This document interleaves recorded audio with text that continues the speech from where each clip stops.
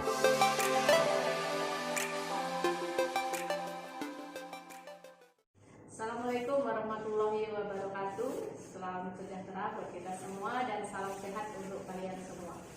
Baik, kita ketemu lagi di pertemuan yang kedua, khususnya dengan mata ajar promosi kesehatan. Dalam pertemuan kedua ini saya akan membahas tentang konsep promosi kesehatan. Jadi kita akan dasar dulu ya, apa sejarahnya, kemudian strategi dan apa sih pengertian dari promosi kesehatan itu sendiri. Sebelum kita masuk, apa sih tujuan dari pembelajaran konsep dari promosi kesehatan itu? Yaitu diharapkan mahasiswa mampu memahami pengertian, upaya, dan area tindakan promosi kesehatan. Pendahuluan di awal, promosi kesehatan sendiri itu bagian dari 5 level prevention. Apa sih 5 level prevention? Nanti kita lihat di slide selanjutnya. Kemudian dia juga suatu upaya memasarkan menyebarluaskan atau memperkenalkan program dari kesehatan sehingga berubah menjadi pendidikan kesehatan. Health promotion itu bagian dari tingkat pencegahan penyakit. Kemudian tadi masuk dalam 5 level prevention, itu apa sih menurut level Ekra? Bahwa satu, health promotion yaitu peningkatan atau promosi kesehatan. Kemudian yang kedua adalah specific protection, perlindungan khusus melalui imunisasi. Yang ketiga adalah early diagnosa and prompt treatment, yaitu diagnosa dini kemudian pemberian pengobatan segera. Yang keempat adalah disability elimination, yaitu membatasi atau mengurangi terjadinya kecacatan. Yang terakhir adalah rehabilitation atau pemulihan. Oke, kita lihat sejarah dari promosi kesehatan sendiri pada tahun 1984. Sudah lama sekali ya, berapa tahun itu, sekitaran 44 tahun yang lalu. WHO merevitalisasikan istilah dari pendidikan kesehatan menjadi promosi kesehatan. Kenapa? Karena pendidikan kesehatan itu kok kesannya negatif. Ya, sehingga perubahan bisa membuat perubahan perilaku melalui pemberian informasi atau penyuluhan. Kemudian perubahan perilaku dan atau perilaku baru ini akan memfasilitasi khususnya untuk pencegahan dan peningkatan kesehatan. Sehingga promosi kesehatan sebenarnya bukan hanya berperilaku sehat, tetapi bertumpu pada cara meningkatkan hidup sehat. Sehingga itu juga didukung oleh perubahan lingkungan dan sistem, dengan sendirinya akan berubah. Jadi kalau dari diri sendiri sudah bisa melakukan berperilaku hidup sehat, maka secara otomatis lingkungan pun akan ikut untuk melaksanakan meningkatkan hidup sehat. Kita masuk ke pengertian dari promosi kesehatan sendiri adalah segala bentuk kombinasi pendidikan kesehatan dan intervensi yang terkait dengan ekonomi, politik, organisasi yang dirancang untuk memudahkan perubahan perilaku dan lingkungan yang kondusif bagi kesehatan. Ini menurut Lawrence Green pada tahun 1984. Kemudian kalau menurut pengertian dari Piagam Ottawa, jadi dari Ottawa itu mendapatkan piagam pada tahun 1986 bahwa promosi kesehatan adalah suatu proses untuk memampukan masyarakat dalam memelihara dan meningkatkan kesehatan mereka. Sedangkan dari WHO sendiri, promosi kesehatan adalah proses membuat orang mampu meningkatkan kontrol terhadap dan memperbaiki kesehatan mereka.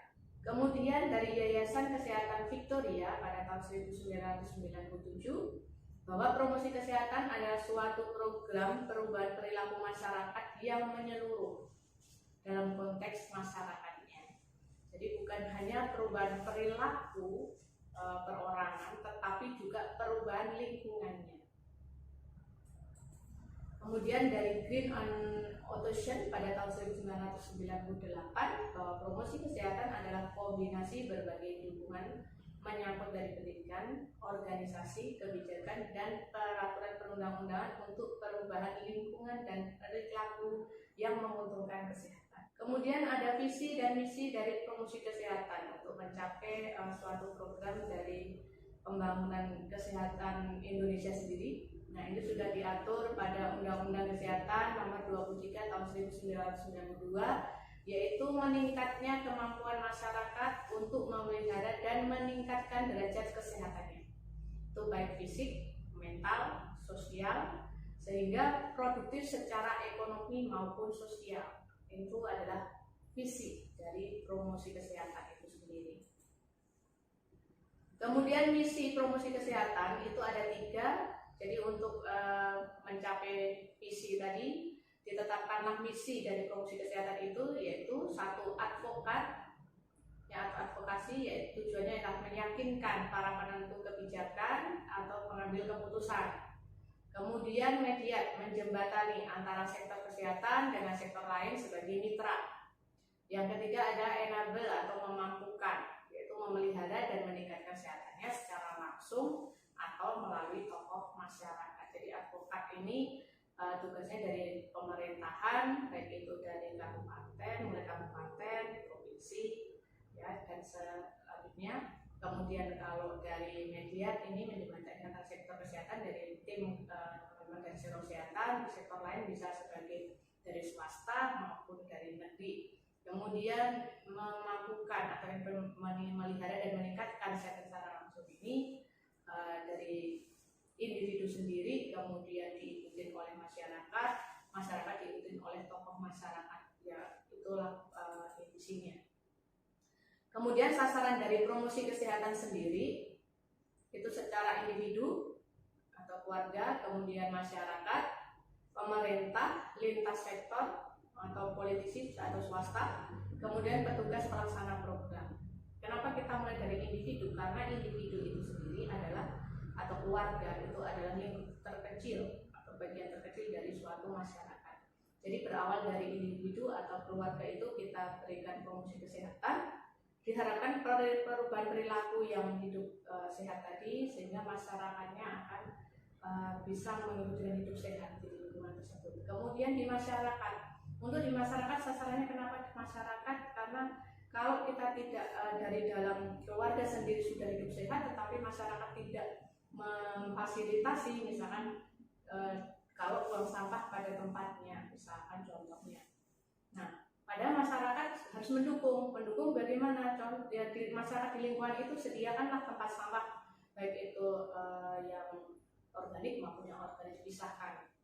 Kemudian apalagi dari pemerintah lintas sektor dukungannya, yaitu misalkan dengan adanya sampah tadi, siapa yang harus, bagaimana pengolahan sampah yang sudah menumpuk begitu banyak dari beberapa keluarga tadi. Kemudian petugas pelaksana program, nah ini misalkan dari sektor kesehatan khususnya. Kemudian ruang lingkup dari promosi kesehatan sendiri, ini ada 2 ilmu yang mencakup dalam promosi kesehatan, yaitu ilmu perilaku, ya, yaitu dasar membentuk perilaku manusia. Jadi sebelum kita mempelajari promosi kesehatan itu, kita harus mengenal ilmu perilaku, bagaimana sih perilaku dari masyarakat sendiri. Kemudian yang 2 ilmu-ilmu yang diperlukan untuk intervensi perilaku, misalkan seperti kepemimpinan, kemudian manajemen, ya, seperti itu. Nah, itu yang mendukung. Kemudian ruang lingkup dari promosi kesehatan didasarkan pada 2 dimensi, yaitu 1 dimensi aspek sasaran pelayanan kesehatan, yang 2 adalah dimensi tempat pelaksanaan promosi kesehatan atau tatanan, yaitu settingan. Ya. Kita bahas satu-satu. Di 1 dimensi aspek sasaran, yaitu terdiri dari promosi kesehatan pada tingkat promotif, preventif, kemudian kuratif, dan rehabilitatif. Kalau untuk preventif itu sasarannya siapa? Sasarannya itu ya kelompok orang yang sehat. Nah, harapannya, tujuannya kenapa kita pada orang-orang yang sehat kita berikan promosi kesehatan atau pendidikan kesehatan. Nah, itu tujuannya adalah untuk meningkatkan kesehatannya, minimal mempertahankan kesehatannya, pola hidup sehatnya. Kemudian dalam suatu populasi 80-50% orang yang benar-benar sehat, ini survei dari negara berkembang, bisa memelihara kesehatannya sehingga jumlahnya dapat dipertahankan. Kemudian kalau preventif juga sama. Ini kelompoknya adalah sasarannya untuk orang yang sehat, tetapi yang mempunyai resiko tinggi.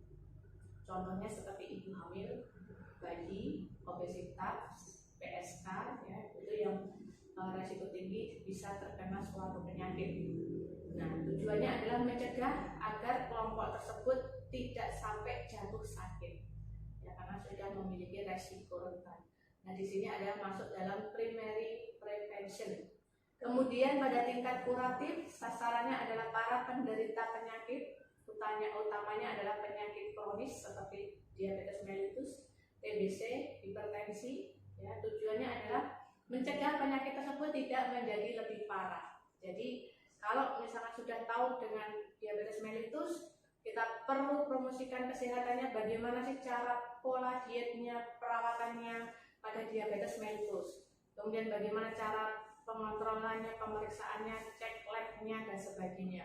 Kemudian pada TBC contohnya, pada TBC sudah ada program untuk terapi 6 bulan yang harus berturut-turut bagaimana kita mengajarinya agar terapi itu efektif dan sehingga bisa sembuh. Kemudian yang ketiga contohnya hipertensi juga sama halnya. Apa saja yang boleh dimakan, bagaimana cara pengolahannya, kemudian apa yang harus dihindari, itu kita sampaikan. Nah, ini termasuk dalam secondary prevention. Kemudian yang ketiga adalah pada tingkat rehabilitatif. Rehabilitatif ini sasarannya adalah para penderita penyakit yang baru saja sembuh atau recovery dari suatu penyakit. Yang tujuannya adalah agar segera pulih kembali kesehatannya atau tidak mengurangi catatan seminimal mungkin. Ya, jadi sudah sehat, kemudian dari sakit itu bagaimana caranya dia biar segera kembali pulih sehat kembali, kemudian kalau bisa juga tidak meninggalkan cacat, itu yang kita sampaikan. Ini masuk dalam tertiary prevention. Kemudian ada dimensi yang kedua adalah dimensi tempat. Nah, pada dimensi tempat promosi kesehatan ini atau tatanan itu satu, tatanan rumah tangga, yang kedua adalah tatanan sekolah, yang ketiga adalah tatanan tempat kerja, yang keempat tempat-tempat umum, yang kelima adalah institusi pelayanan kesehatan. Oke, kita jelaskan satu-satu. Tatanan rumah tangga, tadi sudah saya jelaskan di depan bahwa rumah tangga atau keluarga itu adalah bagian terkecil dari suatu masyarakat. Nah, kalau sudah kita berikan di dalam masing-masing keluarga atau satu rumah ke rumah yang lain untuk pola hidup sehatnya, diharapkan nanti seluruh masyarakat dan lingkungan itu bisa berperilaku hidup sehat. Kemudian tatanan sekolah, di mana di sekolah itu khususnya untuk anak-anak. Nah, itu kita terkadang kalau anak-anak itu kalau misalkan sama guru, kemudian di sekolah mendapatkan promosi atau pendidikan di sekolah itu biasanya lebih mudah digugu atau dipahami gitu ya. Kemudian yang ketiga tempat-tempat kerja. Tempat-tempat kerja karena apa? Kalau misalkan kita sudah melakukan promosi di rumah, nah terkadang ada yang bapak-bapak atau ibunya yang bekerja sehingga kita bisa memberikan pola hidup sehat itu di tempat kerjanya masing-masing. Nah, tergantung dari permasalahan apa yang ada di lingkungannya. Kemudian tatanan tempat-tempat umum ini seperti misalnya di terminal, di stasiun, bandara gitu ya, atau mungkin di lingkungan yang lain, pasar itu bisa dilakukan di sana karena kan tidak semua orang itu waktu kita berikan pelayanan berada di rumah waktu itu.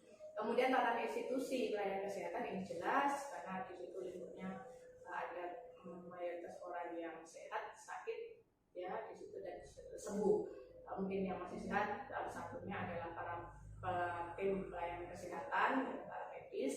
Kemudian yang sakit mungkin pasien yang ada di sana, yang sembuh ya pasien yang akan pulang, itu bisa kita lakukan. Kemudian metode dan teknik promosi kesehatan sendiri, yaitu satu metode promosi kesehatan individu atau keluarga, kemudian metode promosi kesehatan kelompok. Nah, kelompok di sini ada dua, yaitu kelompok kecil dan kelompok besar.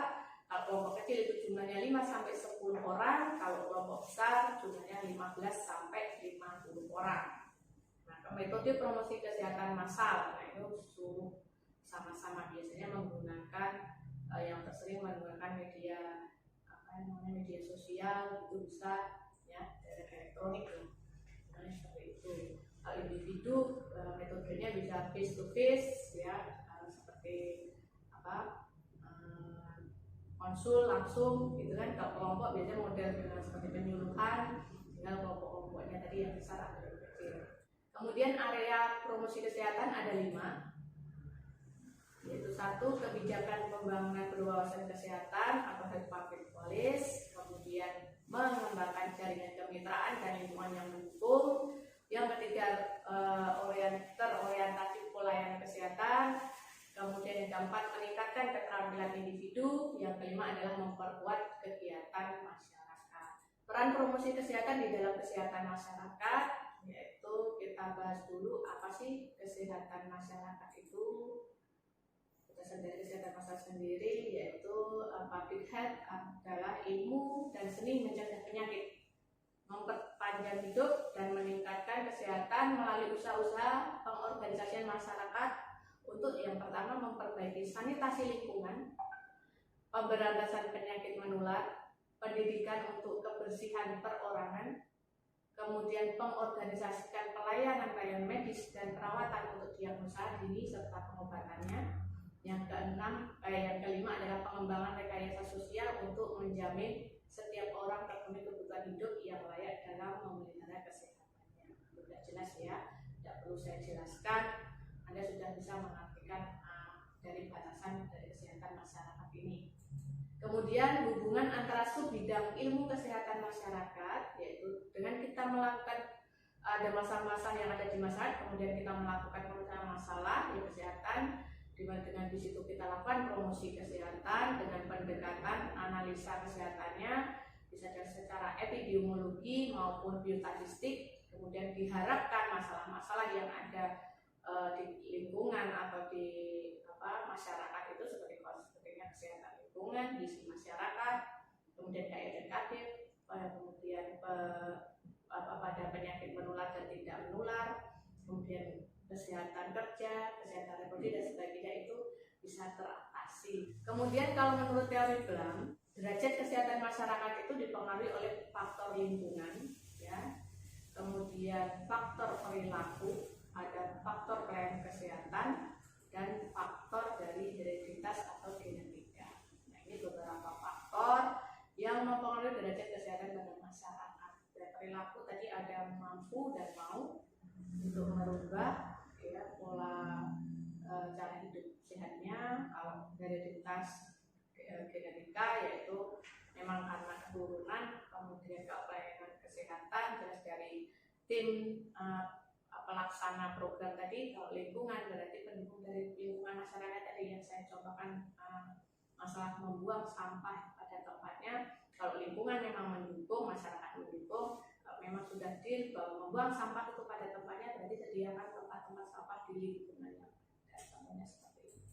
Mungkin itu untuk pertemuan kedua ini yang bisa saya sampaikan. Jika kurang menurut Anda bahwasannya, silakan adik-adik semua membaca banyak referensi yang lebih banyak daripada yang saya hantarkan. Ini hanya pengantar aja, untuk pengembangannya adik-adik yang harus menguasai materi lebih banyak lagi. Dari saya cukup sekian.